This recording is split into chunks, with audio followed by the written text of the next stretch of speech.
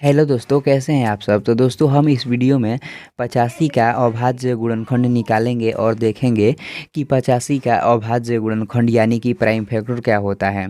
तो दोस्तों यदि आप लोग भी अभाज्य गुणनखंड निकालना सीखना चाहते हैं तो इस वीडियो को ध्यानपूर्वक ही देखते रहिएगा। तो देखिए दोस्तों, हम क्या करेंगे, 85 जो संख्या है ना, इसको हम यहाँ पर लिखेंगे। तो चलिए हम लिखते हैं। ऐसे ही दोस्तों आप लोगों को भी लिख लेना है। अब देखिए दोस्तों, इस संख्या को जो 85 संख्या यहाँ पर लिखे हुए हैं ना, इसको अब क्या करेंगे, सिर्फ अभाज्य संख्या से कटाएंगे और पूरी तरह से इसको कटा देंगे। तो चलिए दोस्तों, सबसे छोटी तो अभाज्य संख्या तो 2 होती है। तो हम देखेंगे 85 जो संख्या है ना, क्या यह 2 से कटेगी, पहले हम चेक कर लेंगे। तो देखिए दोस्तों, 2 से किसी भी संख्या का कटने का नियम होता है, यदि उस संख्या के इकाई का अंक 0 रहे, 2 रहे, 4 रहे, 6 रहे, 8 रहे, तो वो संख्या 2 से पूरी तरह से कट जाती है। तो देखिए 85 जो संख्या है ना, इसका देखिए इकाई का अंक देखिए 5 है, तो यह तो 2 से नहीं कटेगी। अब चलिए, अब हम आगे चेक करेंगे। अब 3 से देखेंगे यह 85 जो संख्या यह कटेगी नहीं।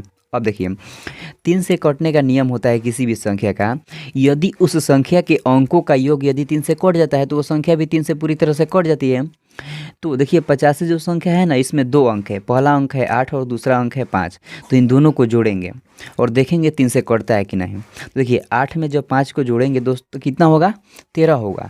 तो 13 तो 3 से नहीं कटता है, इसलिए 85 जो संख्या है ना, यह भी 3 से नहीं कटेगी। अब चलिए, अब 5 से हम चेक कर देखते हैं कि यह कटता है कि नहीं। अब देखिए दोस्तों, 5 से किसी भी संख्या का कटने का क्या नियम होता है कि यदि उस संख्या के इकाई का अंक 0 रहे, 5 रहे, तो वो संख्या 5 से पूरी तरह से कट जाती है।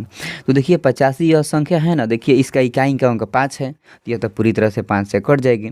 तो चलिए इसको हम 5 से कटा दे रहे हैं। और देखिए दोस्तों, आप लोगों को भी इसी तरह से पहले चेक करना है और सिर्फ अभाज्य संख्या से चेक करना है।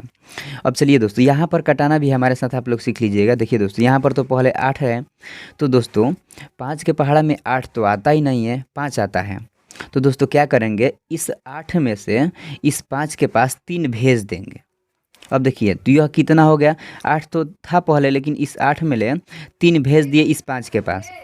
तो अब देखिए यह कितना हो गया, 5। तो इस 5 को इस 5 से एक बार में कटा देंगे। अब ध्यान दीजिएगा, इस तरह से दोस्तों आप लोग यदि कटाना सीख गए ना, तो बहुत ही आसानी से इस तरह का सवाल बन जाता है। अब देखिए दोस्तों, इस 5 के पास 3 आया हुआ है, तो 3 और 5 मिलकर कितना होगा, 35। तो अब हम देखेंगे कि 5 के पहाड़ा में कितने बार में 35 आता है।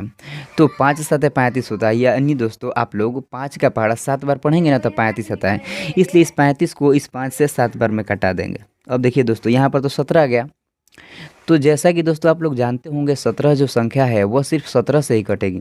तो 17 को 17 से हम कटा देंगे। अब देखिए, तो ये एक बार में पूरी तरह से कट जाएगी।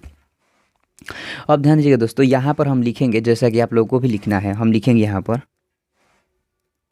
85 का अभाज्य गुणनखंड, अभाज्य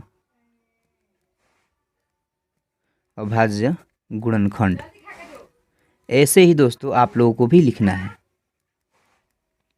देखिए दोस्तों, 85 जिस अभाज्य संख्या से कटा हुआ है ना, उसको क्या करेंगे, गुणे के रूप में लिख देंगे। तो यहाँ पर देखिए 85 जो है ना, एक बार 5 से कटा है और एक बार 17 से, तो लिखेंगे 5 गुणे 17। तो देखिए दोस्तों, जो यह आ गया ना 5 गुणे 17, यही क्या हो गया, इस 85 का अभाज्य गुणनखंड यानी कि प्राइम फैक्टर हो गया। तो दोस्तों इस तरह से आप लोग भी बहुत ही आसानी से अभाज्य गुणनखंड निकाल सकते हैं।